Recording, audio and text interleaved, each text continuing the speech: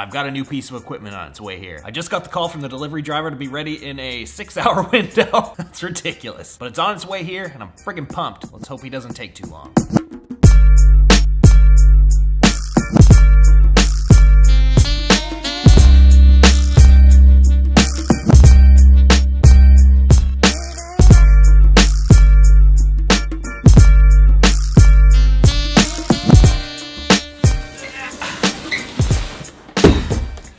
Alright, so you're probably wondering what's in the box, and well, we're just gonna go ahead and talk about that real quick. So for the past year, ever since I built my little shop here, I've been using the Ryonet X-Vactor exposure unit. I have no complaints about this unit at all. It has done exactly what it's needed to do, but it does have one pretty big downfall, and that is, it is a fluorescent tube UV light source. And actually, I'm not singling out this unit in particular. I'm talking about all fluorescent-based exposure systems. They have a few issues. I'm not gonna get into the scientific technicals here, but for starters, this UV light, it doesn't quite have enough power to really punch through your emulsion all the way. It's a very low power source of light, and the wavelength of the light isn't really ideal for emulsion to begin with. So you'll see a lot of the time that even though you're getting a proper exposure, the back side of the screen will be perfectly exposed, but the front side will have kind of like a film of emulsion kind of rinsing off of it, and that's because the light didn't quite penetrate all the way through it, which would lead to premature breakdown of screens and a whole host of other problems. The other thing is light scatter, and this is the one that really kind of gave me issues. The way that fluorescent light is designed and the way that it reacts is that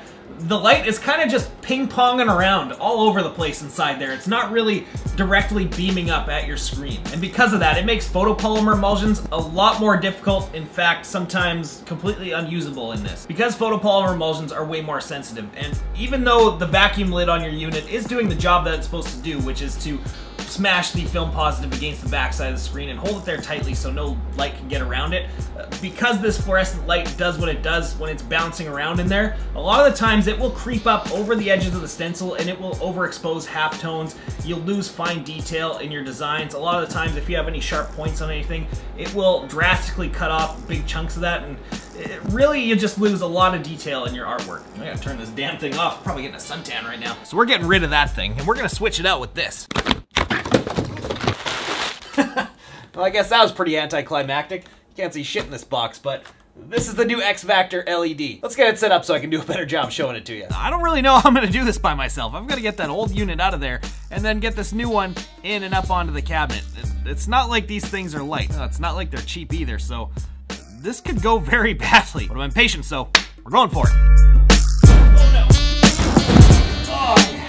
Oh God. Oh, it's working. Whew, that's the old one out. Let's get the new one in.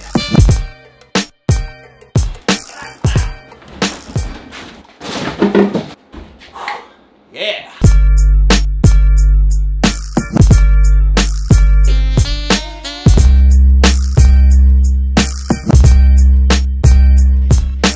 So this is it, and first of all, huge thank you to the guys at Ryonet for sending me over one of these to put in some work on for a while and give some feedback.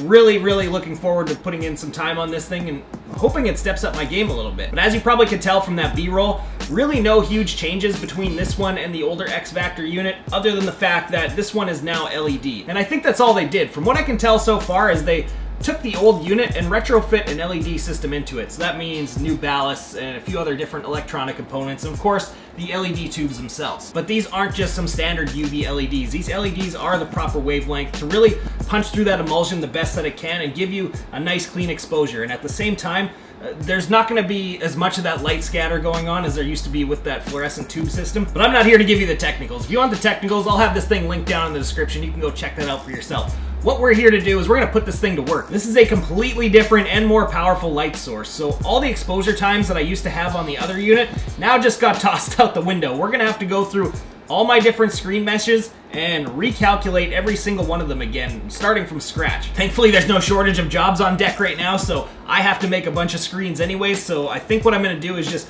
I'm gonna coat a crap load of screens and give myself like a 3-screen buffer for each different screen mesh so that I can dial down those times. God, I hope 3 screens each is enough. Last time I did this, it took me like a month to dial in these times properly, so let's hope I've gotten better since then.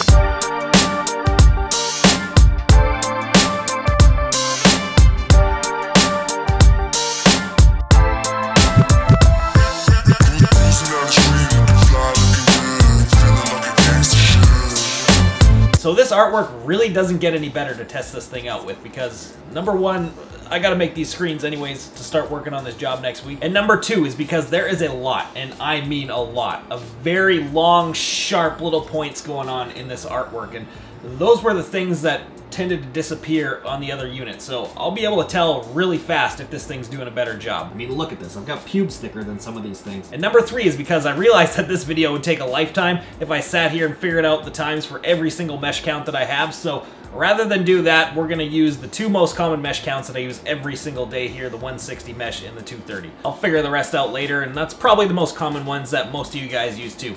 All right, let's do this. So I've got my 160 mesh up first, and this was about a minute and 10 seconds on the old unit. So I'm gonna dial back the time to probably like 50 seconds and start from there, see how that does. Putting one of these suckers in there. I can't stress enough how important it is to have one of these. If you don't have one, get one.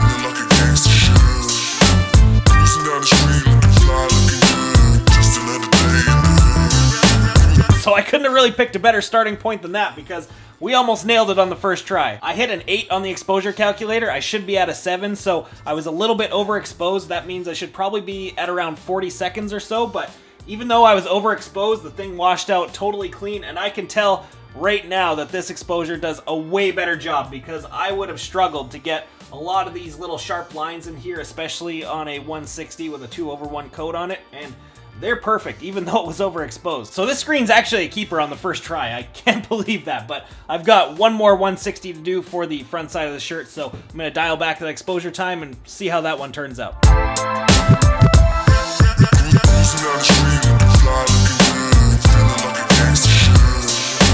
Alright, as you probably saw, I went down to 45 seconds instead of 40. I didn't really want to do that big of a jump. It felt like way too much, and that was the right move because we nailed a solid 7 on the exposure calculator. I can't believe how easy that went. I guess I've gotten a little better at this, making screens every day for the past year. But I got a super clean exposure out of this thing. I can already tell that that new unit is miles better than the old one because there is no way I would have been able to keep all of these little thin lines with the old one if I was using a photopolymer emulsion, especially at the top here where they're literally hair thin.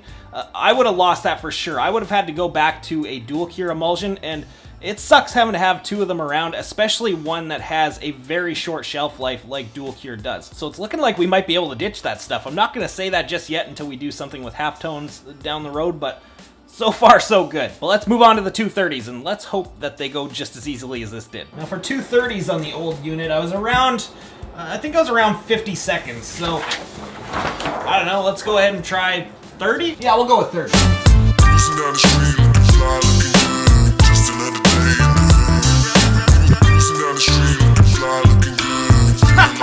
Get out of here. Apparently I got that one first try. Looking closely at it, I got pretty much everything, but there is some very, very hair thin little lines that I was starting to lose at the bottom. I mean, it's not a lot. We're talking like a millimeter here, but I want that. Nope. Nope. Well, I guess I found the limitations of this setup because I've tried about 6 screens. I did 2 where I was perfectly exposed, then I tried 2 where I was overexposed, and 2 where I was under. And for the most part, we're getting an amazing image out of this thing. It's definitely a night and day difference from the old setup, but there are some very, very, very thin little lines here in this design. I would call that smaller than a 5% halftone. Like, we're talking about the thickness of a human hair here. And they slightly taper up. We're talking like a long, thin spike here. And for the most part, we're getting these things exposed nice. We're getting like 90% of them. It's just that last little bit that's not exposing correctly, and no matter what I've tried, I can't do it. And honestly, it's no fault of the unit. I don't think we're going to be able to get those things using a photopolymer emulsion and films and this type of light source. I think it's more suited for a direct point light source and probably something like a computer to screen setup. But I can always go back to the old dual cure emulsion for stuff like this and probably nail it. So let's try that real quick before I wrap this up.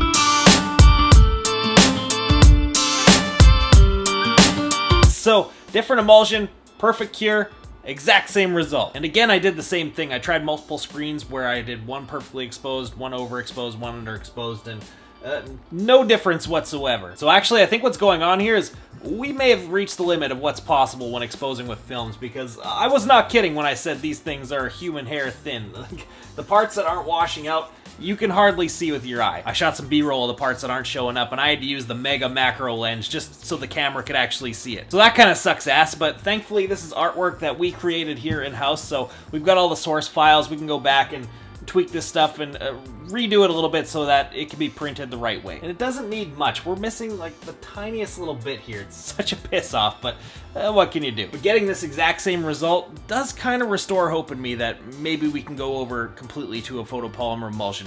I'll have to wait and see. Even though I have to go back and redo basically everything that I did today, that little discovery made me feel a whole lot better about this new setup. Because now I know it's not a light source problem, it's not an emulsion problem, it's a film slash artwork problem. And that's a problem that can pretty easily be fixed. But I was able to get some razor thin lines out of that thing that I wouldn't have had a hope in hell of getting before. And also, this is my first few hours with this thing. It's gonna take a little bit of time to dial everything and get everything exactly where it needs to be. But I gotta say, I took some pretty damn good guesses on those exposure times today because each one of them was either dead on the first shot or one step off.